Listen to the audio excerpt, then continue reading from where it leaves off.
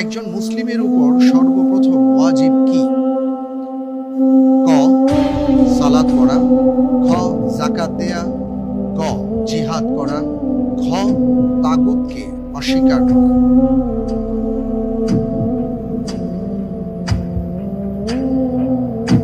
Chance দেওয়া 50-50 chance চাচ্ছেন? জি 50-50 chance দেয়া হোক। জি, ক সালাত পড়া, খ তাগুতকে অস্বীকার করা।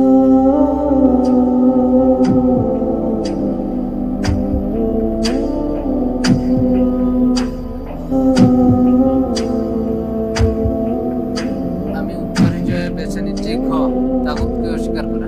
লক করে দেব? এই লোক লক করে দেয়া হোক ঘ তাগুতকে অস্বীকার করা।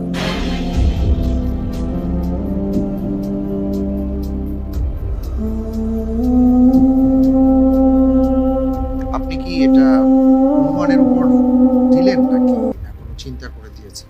চিন্তা করে দিয়েছি। চিন্তা করে দিয়েছেন। আপনি বলছেন যে একজন মুসলিমের উপর সর্বপ্রথম ওয়াজিব হচ্ছে